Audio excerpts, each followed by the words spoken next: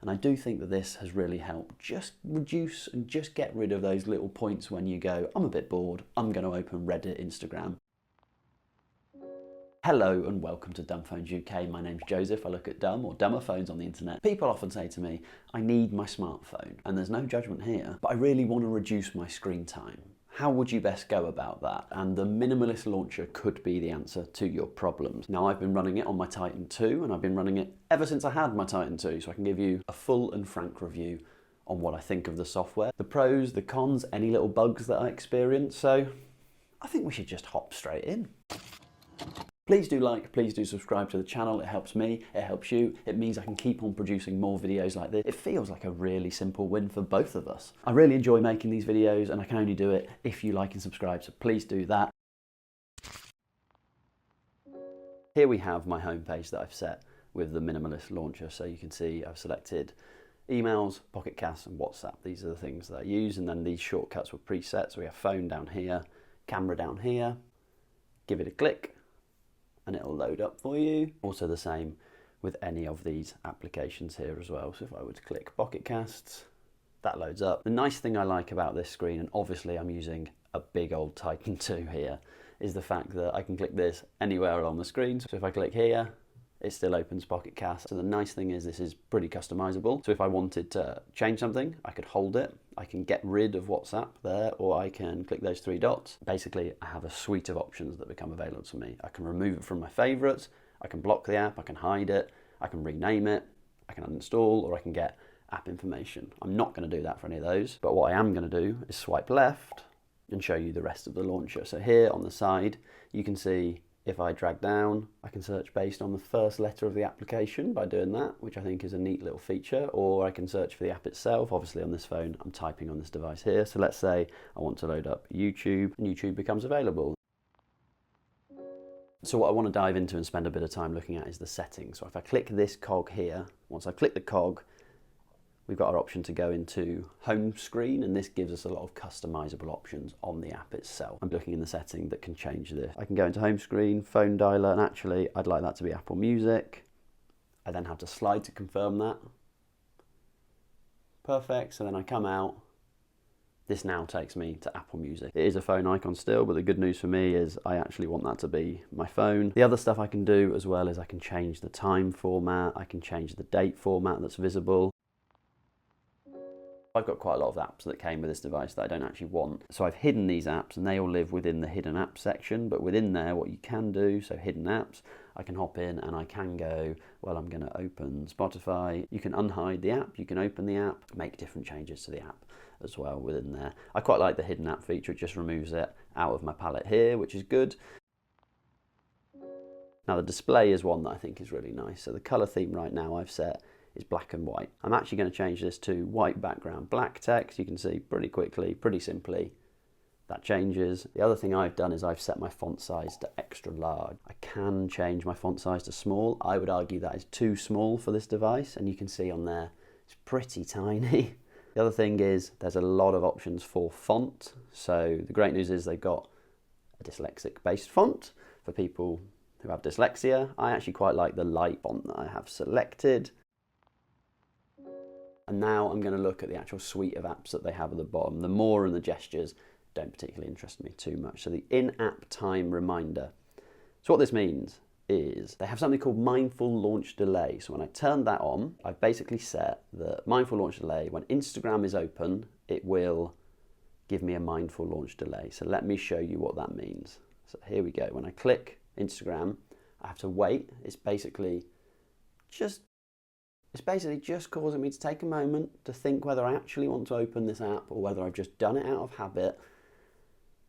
And when it closes, or when that finishes, it then gives me the option of how long I want to be on the application. How much time do you want to spend on Instagram right now? Now, I love this feature. I think it's great.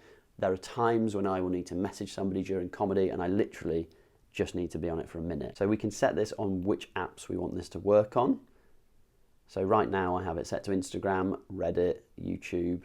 Perfect. So I'm going to open YouTube and show you what this means. So if I open YouTube, I have this waiting bar that loads and then unloads just to give me that second to think, am I actually wanting to open YouTube, or is this just something that I'm doing out of habit? So I think that's a really nice little feature. It just makes you think, makes you decide whether you really want to use it. And then the next feature I love is how much time do you want to spend on YouTube now? And I can select between 1, 5, 10, 15, or I can actually give myself a custom amount. I personally have never used that. I might need to hop onto YouTube to find out the name of the video, and I literally only need a minute. So what I'm going to do here, click 1 minute.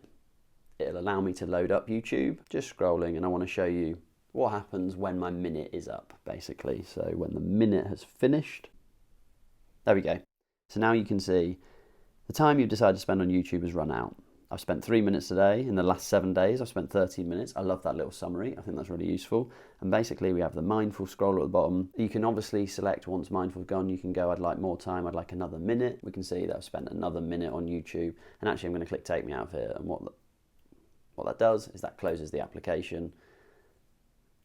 And if I try and reload it again, I go back into that cycle. Are you sure you want to open YouTube? And we're basically back to the start. So no, I'm going to close it.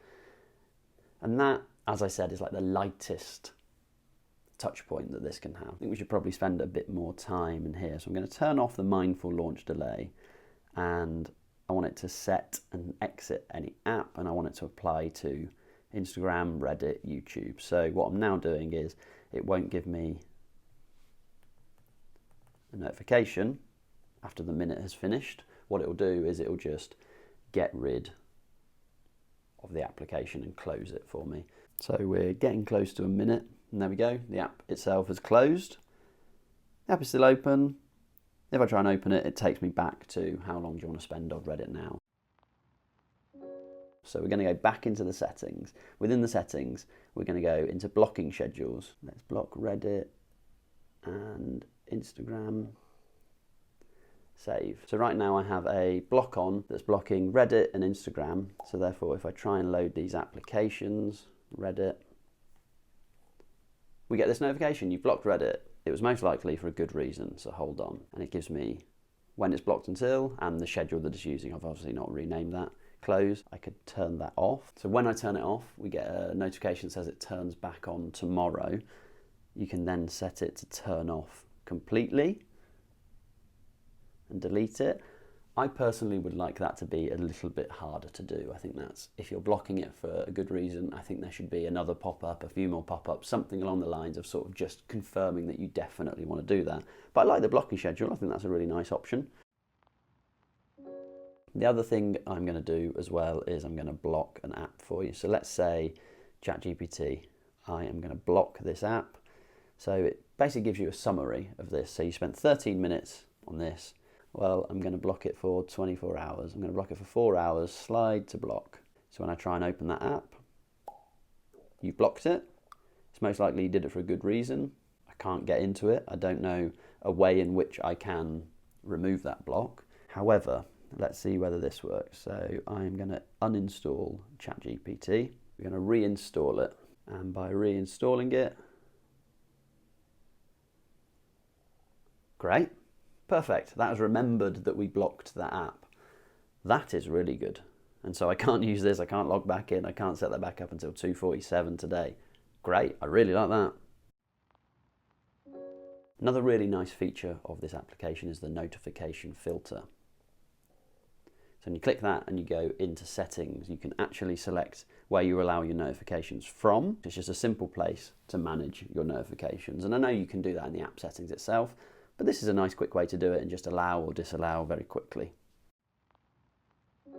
So the other thing I want to show you is my screen time when I've been using this. With all of this, I'm sort of averaging around, I don't know, an hour and 10, an hour and 20 a day if you were to average everything out. I mean, 26 minutes on that day. What a day, 26 minutes. But yeah, you're probably looking at about an hour and 20-ish.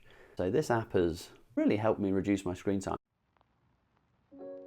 The other thing I've done, for example, is I had 2 authenticator apps. I had my Google and my Microsoft one. So what I did was I renamed that. So nice and simple. You literally just type in Microsoft P and you can go Microsoft Dest.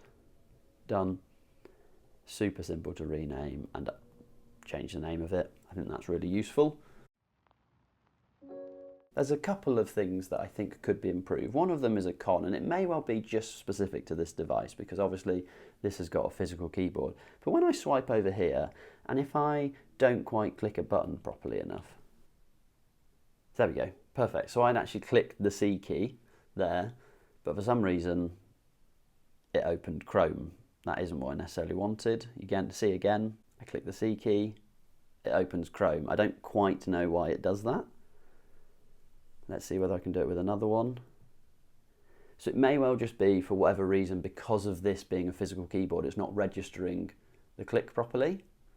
And sometimes it will take me back to the home screen. But if it registers the click, it works absolutely fine and as you would expect. But the occasions where it doesn't register that click, occasionally I'll get into a bit of a loop of it opening Chrome, and I don't want that to happen. So I then just have to, instead of typing in what I want on the physical keyboard, I then just have to search for the application itself, which is absolutely fine. It was just something I wanted to note. I think how this could be improved is when you set a blocking schedule, and I just want to block those two apps there. This is now on. It means that I can't access those applications overnight, which is absolutely fine.